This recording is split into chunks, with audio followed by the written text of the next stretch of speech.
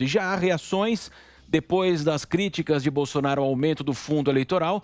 O vice-presidente da Câmara dos Deputados, Marcelo Ramos, prometeu articular-se pela queda do presidente. O parlamentar entende como prerrogativa do Congresso injetar mais recursos em campanhas, apesar da pandemia de coronavírus e também da agenda de reformas. Marcelo Ramos solicitou cópia dos 126 pedidos de impeachment de Bolsonaro, com a finalidade de estudar se há viabilidade política dos casos. Congressistas querem mais dinheiro para as eleições de 2022, dos atuais 2 bilhões para quase 6 bilhões de reais. E é aquilo que nós falávamos, né, Zé Maria? Já vai haver a reação, evidentemente, política do Congresso, Zé Maria. Sim, a disputa é política. Olha, eu queria inicialmente pedir desculpas à Cristina. Eu não tinha, Cristina, te notado aqui, não te cumprimentei na abertura, mas seja bem-vinda aqui aos Pingos nos Is nessa conversa boa. Olha, Marcelo, é o seguinte, há que se encontrar uma maneira de fazer o financiamento de campanha eleitoral. Isso que a Ana e o Fiuza falaram sobre torres de marfim não existem mais aqui. As torres são de vidro, transparentes e podem ser criticadas à vontade. Nós estamos num tempo novo de comunicação nova e de uma participação muito forte do eleitorado através de mídias sociais, de pressão e até, quem diria, a volta do povo às ruas. Então, acabou esse tempo de decidir na madrugada e ficar por isso mesmo. Cada decisão aqui tem consequência, e consequência pesada na base eleitoral. E aí os deputados e senadores tentam reagir. Essa história de dinheiro aí é já com vistas à reeleição.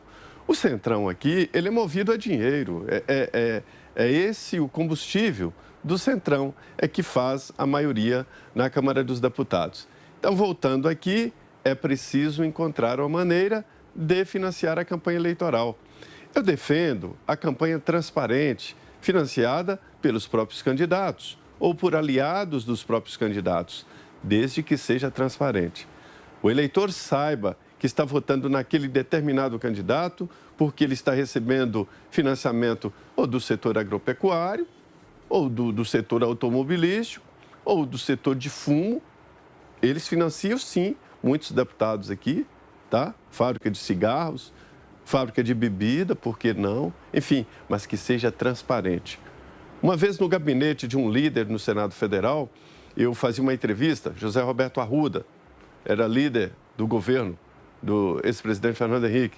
Chegaram 2 senadores americanos e um se identificou como senador representante no Congresso do Grupo da Laranja e de outro do setor automotivo.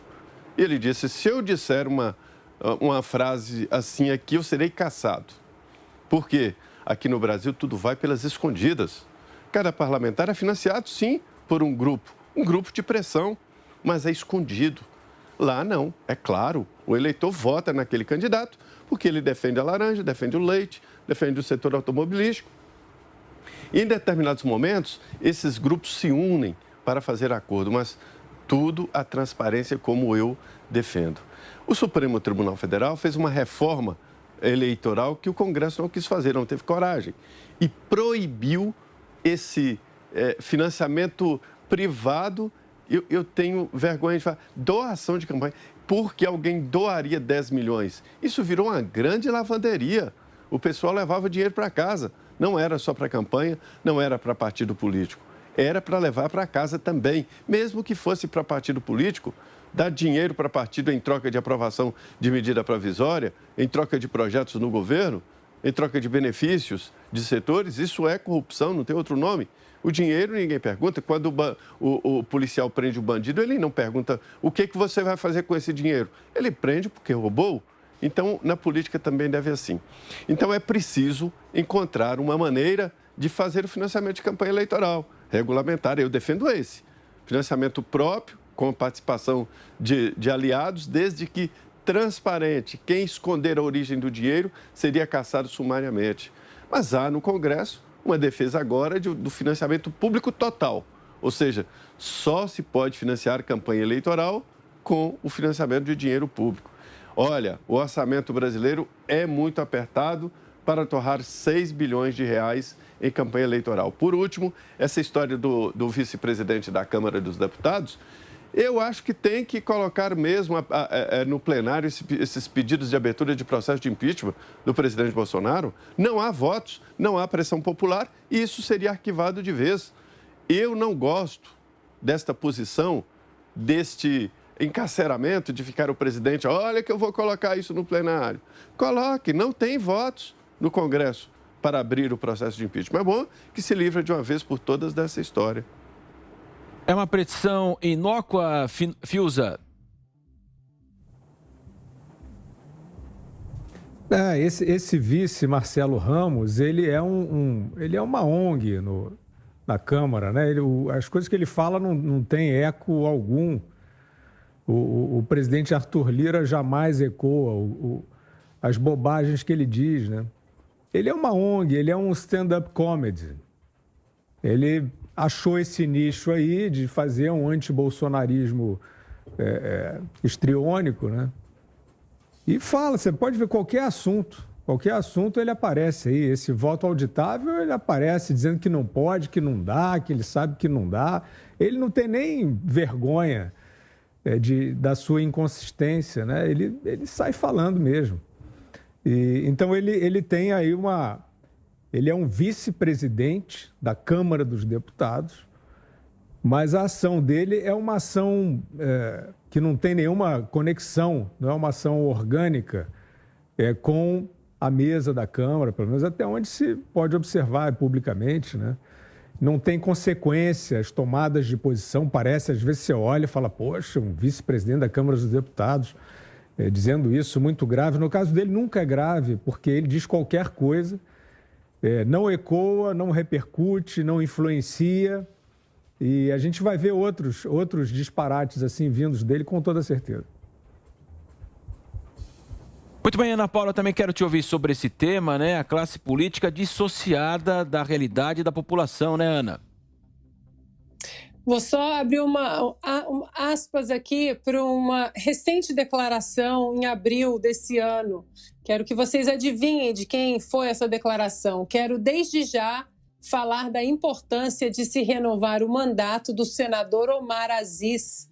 O Senado não é um espaço para amador. O Senado é espaço para quem tem força política, autoridade e experiência. Aspas aí do Marcelo Ramos, ou seja, cria de Omar Aziz. Marcelo Ramos, que entrou aí na política também, né, pelas portas de um partido que tem comunista no nome, o PCdoB, muito alinhado com a ala da esquerda radical dentro do Congresso brasileiro, protegido de Omar Aziz. E aqui, Omar Aziz, né, a nossa audiência já está cansada e careca de saber que tipo de personagem é o presidente dessa CPI, que é uma palhaçada. Então, o Marcelo Ramos agora a gente pode dar para ele a coroa do novo sabotador da República, né? Sai Rodrigo Maia e entra agora o Marcelo Ramos com a coroa aí de sabotador e mais um agente político de absoluta inutilidade no cenário político brasileiro. É só isso que eu tenho para falar desse senhor. Cristina, a luta pelos 6 bilhões deve prosseguir, né, Cristina? Da parte dele, sim, né? Da parte da sociedade, é a luta pelo veto ao aumento de 6 bilhões. Na verdade, a população não quer nem aqueles 2 bilhões. E que bom que existem 6 projetos em tramitação na Câmara, desde março de 2020, como eu disse agora há pouco, pedindo para que todos os deputados apreciem isso, de tirar o fundo eleitoral, cancelar verba de campanha e passar tudo para a saúde, tudo para o combate à Covid. Querem tanto vacinas, gritam tanto por pesquisa, por ciência, vamos investir nisso. Eu tenho certeza que o ministro Marcos Pontes vai ficar bem feliz se entrar mais dinheiro para pesquisa, os pesquisadores sérios desse país também, porque está faltando dinheiro e está faltando em muitas áreas, né? Eu estava resgatando aqui a notícia do super pedido de impeachment, que foi no dia 30 de junho, não completou nem um mês ainda, para lembrar quais foram os partidos que fizeram aquele super pedido de impeachment, só para ajudar o Marcelo Ramos, né? Porque ele está atrás dos 126 pedidos de impeachment. Não perca tempo, deputado. Vai direto no último, no super pedido, porque o super pedido é assinado por 11 partidos. O seu partido, o PL, não assinou. Que estranho, né? Pergunte lá para o líder do seu partido por que o seu partido não assinou o super pedido. Mas você pode conversar com o PT, PSOL, PCdoB, PDT, PSB, UP, PCO, Rede, PSTU, PCB e Cidadania. Todos esses assinaram o super pedido de impeachment que vai derrubar de vez o presidente da República. E teve o apoio também de movimentos como a União Nacional dos Estudantes, Frente Povo Sem Medo, Frente Brasil Popular, Central Única dos Trabalhadores e aqueles ex-aliados do presidente Bolsonaro, Alexandre Frota, atualmente no PSDB, Joyce Hasselmann, no PSL, e Kim Kataguiri, no DEM. Conversa com eles, eles te dão um panorama se é possível aprovar esse impeachment do presidente que o senhor pretende aprovar quando eventualmente assumir a cadeira de presidente da Câmara, né? Numa eventual ausência do deputado Arthur Lira. Também não tenho muito a acrescentar mais não, viu, Marcelo? Só lembrar também a população de Manaus que esse é mais um dos representantes do povo de Manaus, do povo do Amazonas, que estão deixando a desejar lá no parlamento. Repensem, porque tem eleição no ano que vem.